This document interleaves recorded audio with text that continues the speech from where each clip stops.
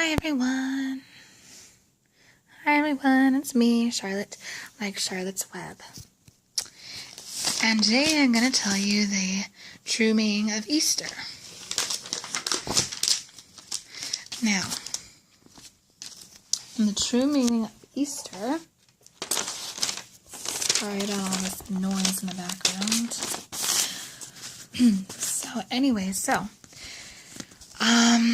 I'm going to tell you today the true meaning of Easter. I would suggest before you watch this video, I would suggest that you watch the other video I made that is called The True Meaning of Christmas. I would recommend you watch that video that I made about the true meaning of Christmas before you watch this video, The True Meaning of Easter. I would suggest you watch that first before you watch this one. So anyhow, my name is Charlotte, like Charlotte's Web, and I'm going to tell you the true meaning of Christmas. The true meaning of Easter, the true meaning of Easter. So, I'm going to tell you a little about Jesus before we get started. Jesus is God in the flesh. He came down from heaven to earth to save us from our sins, and he is a wonderful being. And he's done lots of wonderful things like making the blind see and healing the sick and making the lame be able to walk again. And he did a lot of, maybe the lame, I don't really know if the lame was always able to walk or if they were born that way. But anyways, he helped the lame walk. So he's done a lot of wonderful things. And a lot of wonderful miracles, and he was a very wonderful being, and he's done a lot of wonderful miracles and stuff. And he rode on a donkey to get to Jerusalem, and so that's a little about Jesus, and you'll learn more about him in a minute. So this is the book that I'm going to show you. It's called the Victor Family Story Bible. And you can see it's a nice, happy little family here with the camel. With the camel. So, we are going to learn a little more about Jesus here in a minute. So, we are going to start here. Mary's gift. Matthew 26:6-13, Mark 14:3-6, John 12:28. It was the last visit Jesus would ever make with his friends at Bethany. They had come to dinner at the house of Simon, whom Jesus had healed of leprosy. Lazarus, whom Jesus had raised from the dead, was there. So were his sisters Mary and Martha. As usual, Mary stayed close to Jesus, listening to the wonderful words he spoke. Of course, Martha served the dinner. She always liked to keep busy with such things. But it was a sad dinner, that for Jesus told his disciples and close friends how he would be killed by the Pharisees. It would not be long now before he would be crucified outside a city gate of Jerusalem. Let me just tell you here for a minute, if you hear some weird or loud background sounds, it's because my brother's in the other room watching TV, so just letting you know. Anyway, it would not be long now before he would be crucified outside a city gate of Jerusalem. His friends must understand that this was his last meal with them. Mary was sad when she heard what Jesus said. Never again would she be able to listen to the wonderful things he told about heaven. Suddenly Mary had an idea.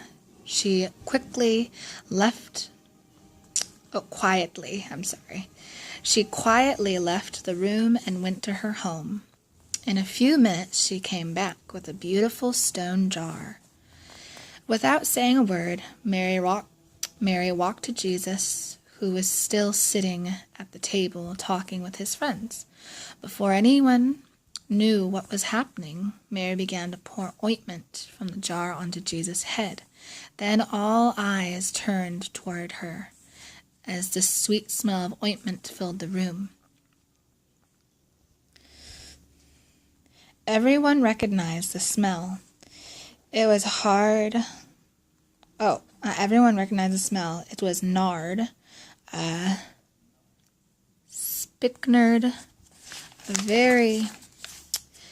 very expensive ointment, imported from lands far away. Everyone gasped when they saw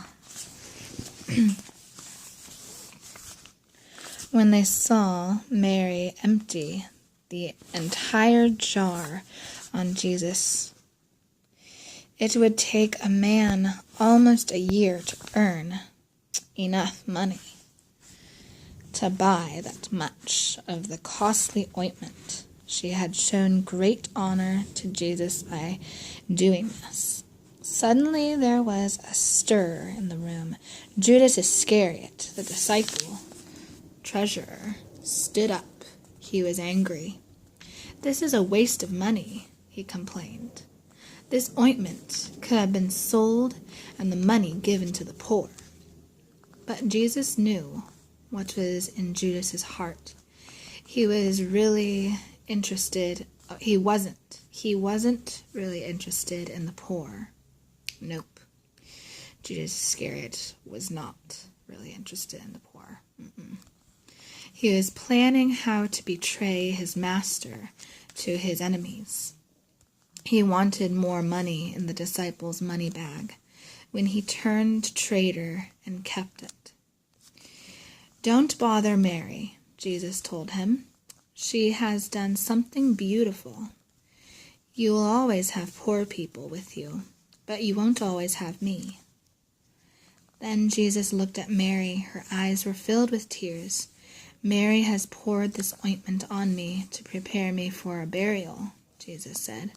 "Whenever the gospel is preached, people will remember what she has done." Jesus was right. Many hundreds of sermons and Bible stories have been told about Mary's gift. People will never forget what she did. It was the best she had, and she gave it to the person she loved most. Judas was one of Jesus' disciples, but he loved money more than he loved Jesus. Judas heard that the Pharisees and other religious leaders wanted to arrest Jesus and try to kill him. But they couldn't arrest Jesus while a crowd was near. The people would not let them take Jesus away. But Judas knew when Jesus would be alone. He went to the Pharisees and the religious leaders. "If you give me some money," he said, "I will help you arrest Jesus when he is alone." The Pharisees gave Judas money. They couldn't wait to hurt Jesus. But Jesus knew exactly what they were doing. This is a picture of Jesus right here. This is Jesus. And this is Mary, and this may be Judas, and maybe this is Lazarus. So, that's a picture of Jesus and Mary, and maybe Judas, and maybe Lazarus, or maybe the homeowner.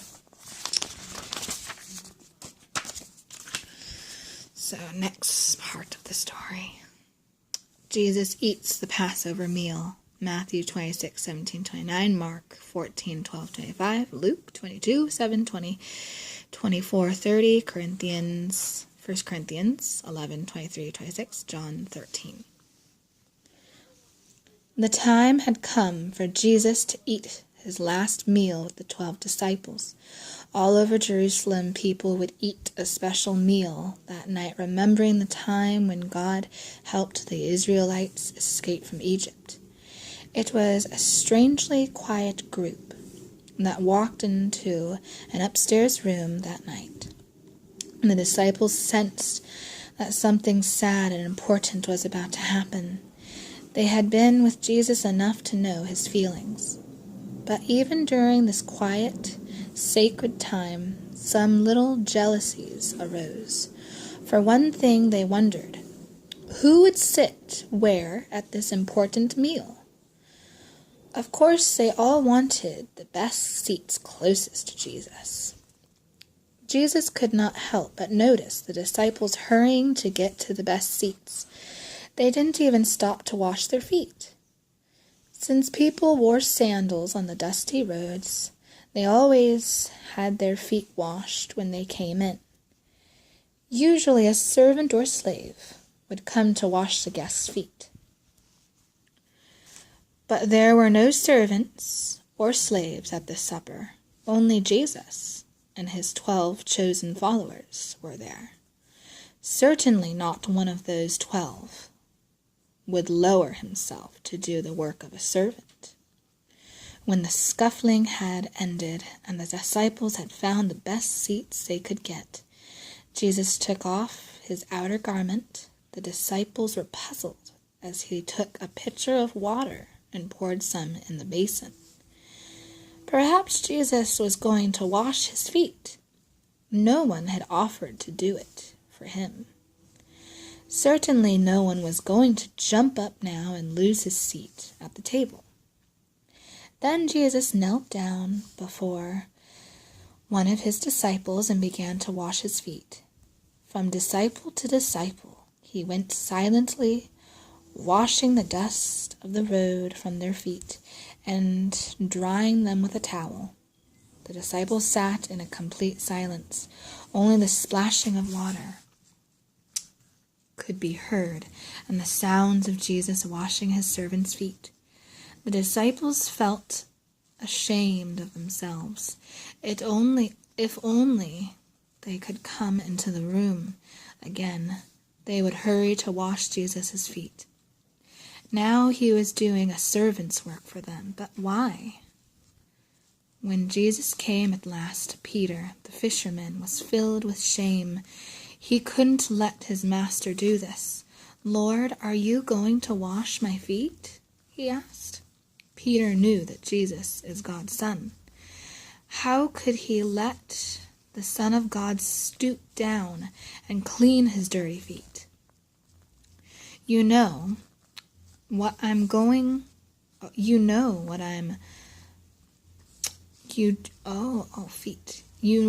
don't know what I'm doing now, Jesus said quietly, but you will understand later.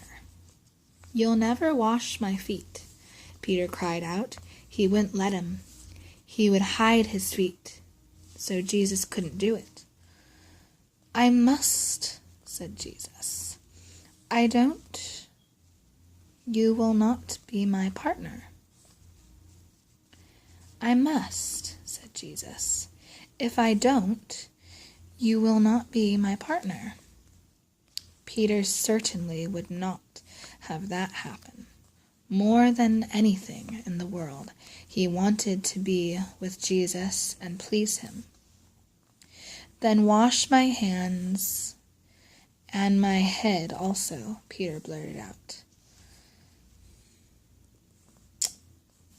When Jesus came to Judas, the traitor's heart began to beat faster. He looked down at the dust on his feet. Some of that dust had clung to his feet. When he went to tell the Pharisees about Jesus, no doubt Judas' heart and mind were filled with guilt as he watched Jesus wash the dust from his feet, then gently wipe them with a towel. When Jesus looked up at him, their eyes met. Judas realized that somehow Jesus knew all the evil plans. Quickly turned his eyes away, for he could not look any more at the face of Jesus. At last Jesus was finished. He put on his outer clothes again and sat down at the table. The 12 were so stunned by Jesus' humble act that they could say nothing. So they waited, hoping Jesus would tell them why he had done this. "Do you know what I have done to you?" Jesus asked them. "You call me teacher and Lord, and that is true. But I, your teacher and Lord, have stooped to do a servant's work. If I have washed your feet, shouldn't you also be willing to do such things for each other?" The disciples looked around the table at each other. As their eyes met, all the selfish pride disappeared. Never again would they hurry for the best seats. Never again would they claim to be the greatest. At the first sign of pride or selfishness, they would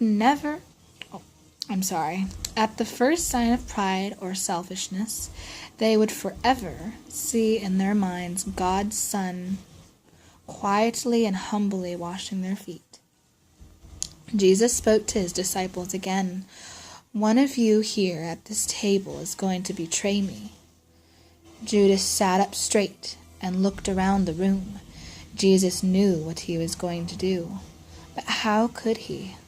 Suddenly Jesus felt like running away. He wanted to run from the room into the dark night. His sin was uncovered. What would Jesus do now?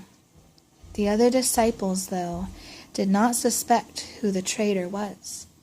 Judas had been such a good actor that he had deceived them all. The other disciples felt sad. So, this is Jesus washing one of his disciples' feet, and this is either one of his other disciples or maybe the homeowner.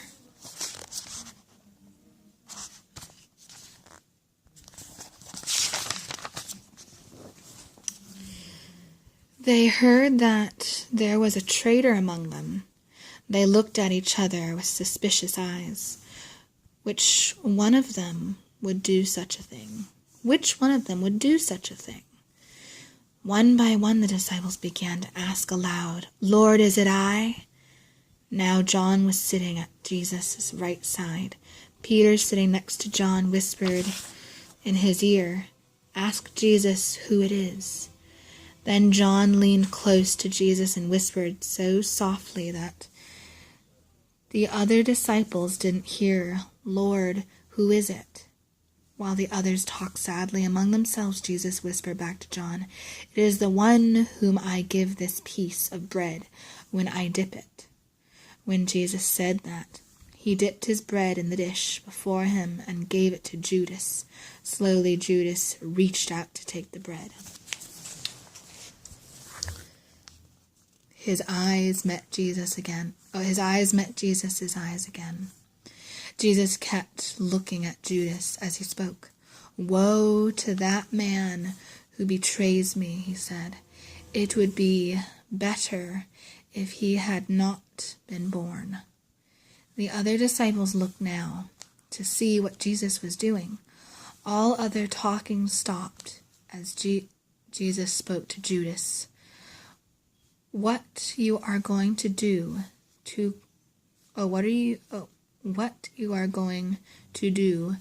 quickly, he said. Judas could stay no longer at the supper. Jesus had seen what was in his heart and mind. Judas knew it. The traitor had been discovered. Quickly he jumped up from the table and hurried out of the room. "Where is Judas going?" one of the disciples whispered. "Jesus must have sent him to buy something," another disciple whispered back. "Or perhaps he's going to give some money to the poor." But Judas was not going out to buy or give. As he hurried from the room, he turned for one last glance at the man he would betray. Jesus was still watching.